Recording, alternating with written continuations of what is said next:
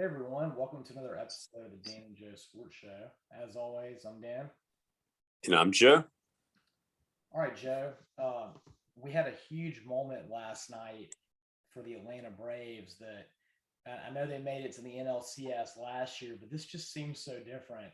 And getting to see Freddie Freeman have that home run to get the Braves into the NLCS really just made all the difference in the world.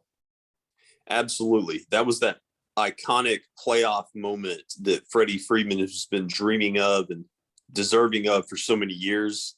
And it was just such a great matchup in that bottom of the eighth inning between Josh Hader, who is the best closer this year in baseball for the Brewers, and Freddie Freeman, the reigning National League MVP. And I think that Freddie Freeman is only this. I think he's the first left-handed hitter to ever hit more than one home run off of Josh Hader. And so, just an amazing moment. The Braves hold on to win 5-4, win the series, and it was just a great series. Like, it was really well played by both teams. Both pitching staffs were just phenomenal. Well, yeah, I think the Braves had given up like less than 5 runs the entire series before that game last night, where they gave up four. And I think Hader had not given up a home run since July. So he had been so Mm-hmm. dominant lately. And I just had a weird feeling when I was watching it that Freddie Freeman was going to do something. It kind of like happened in my mind, like that pitch. I was kind of like, okay, I think he might hit this out of the park. I don't know why. It was like in my mind that I thought it might happen. And that was the one to swing at. A lot of times in a bat like that, the first pitch is going to be your best chance to get a hit. And yeah, just so impressive that Freeman was able to pull that off.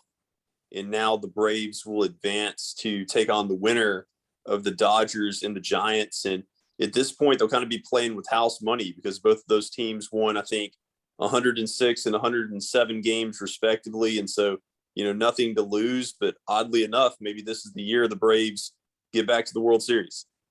Well, Joe, after the year they had last year where they did so great in the regular season and there were a lot of expectations on them, they got out to that lead against the Dodgers and then blew it. Maybe that was just too much on them at once. And maybe being in this different position where it's almost like their worst of first year in 1991 when no one expects anything of them, they barely made the playoffs. Maybe this will be a little bit easier on them to actually make a deep run because they're not weighed down by all these enormous expectations of people in Atlanta that, of course, remember 20 years ago when they were always in the World Series. And maybe having a team like this that just shows a lot of grit in the postseason is the one who can maybe push them through and finally get them there again.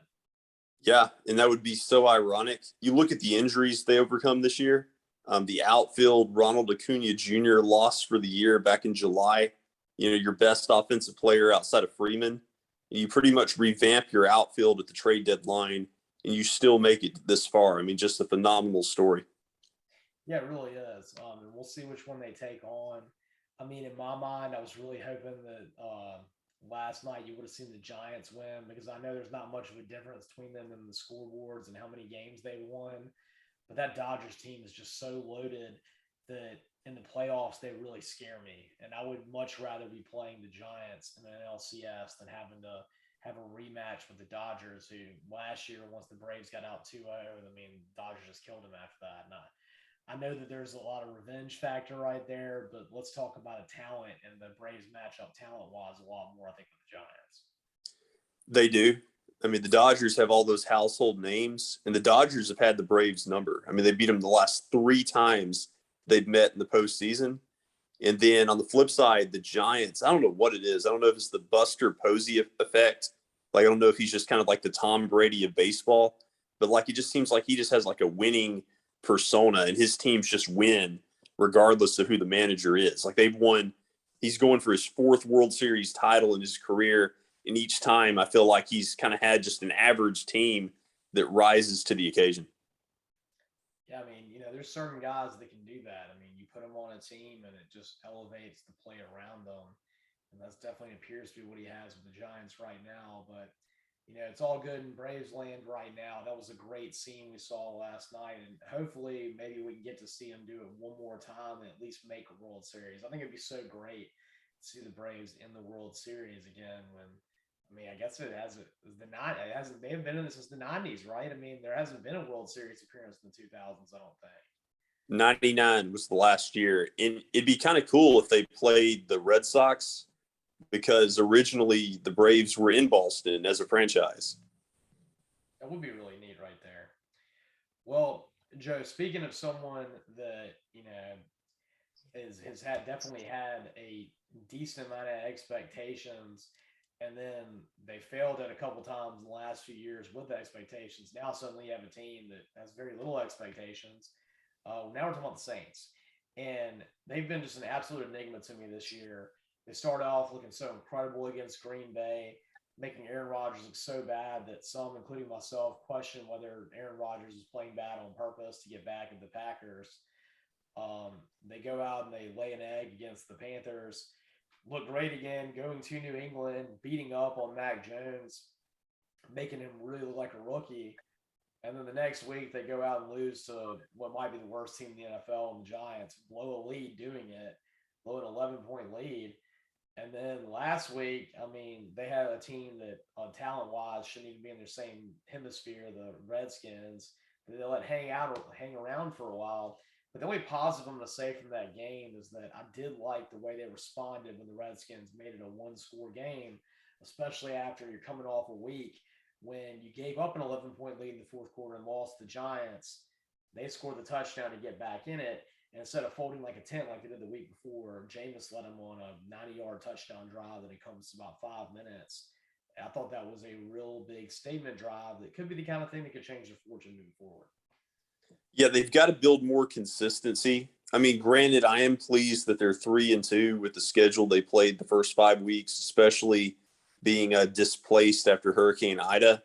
I mean, coming into the season, I told you this before the show. When you look at the first 5 weeks, I would have thought they absolutely beat Carolina and New York. And I would say they lose to Green Bay, probably lose to New England, and probably lose to Washington. I mean, Washington had such a stout defense coming into the season, and they've been thoroughly disappointing in the NFC East so far. And the Cowboys have kind of been, that surprise bounce back team. And so I think the Saints have to build consistency. But to your last point, I was impressed with how they responded against Washington. I liked the last touchdown drive. It was more methodical. They weren't as reliant on just a turnover in a short field to score. So hopefully they can take that as some momentum now at 3-2 into their bye week. And then they're hoping to shortly thereafter get Michael Thomas, Deontay Harris, and also the offensive line back. I mean, they've been playing pretty much the entire season without their starting center, Eric McCoy. Yeah, that'll make a big difference because, I mean, the running game needs to get going a little bit more. I know, we're missing the bruising running back, but it's still, I think the run blocking has been lacking. And of course, right now, the wide receivers core has been so depleted. The only bright spot being, I think Marquez Callaway has played really good the last couple of games, and he had over 100 yards against Washington. So hopefully, when you get Michael Thomas back, maybe Callaway has really inserted themselves as a number two receiver, and we're not going to be completely reliant on throwing it to Thomas again. Yeah, Callaway is phenomenal. I'm still trying to figure out why he was undrafted. Just seems to be a good fit for Sean Payton getting these former Tennessee football players. And I look at the two games the Saints lost, and I feel like one of the downfalls was that Callaway was not a focal point of the offensive game plan. Yeah, that's a good point, Joe. When the two games we lost, he had less than 3 catches in each of those games, and I feel like we tried to make the guy from UCF be our main receiver. One thing I'll say too that I noticed in the Redskins games, Adam Troutman started playing better, which I remember I was one of those ones who was so upset that we spent all those draft picks wasted to get this guy. I'm like, you better step up. And we didn't see him a whole lot last year, but kind of in the last drive, Troutman became kind of a go-to guy, which I thought was a huge thing right there. Yeah, he has some like semblances of an Adam Thielen as far as like the build and everything. It's just he's got to get more consistent. He's not as impactful as we would have hoped so far, but he does have some flashes. Absolutely.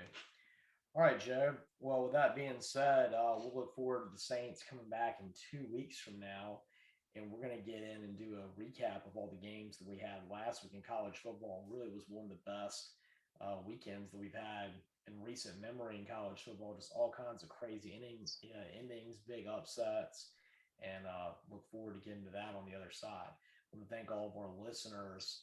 We're now going to be on YouTube, and we're still going to be on Spotify. So catch all our episodes on Spotify. And as always, I'm Dan. And I'm Jeff.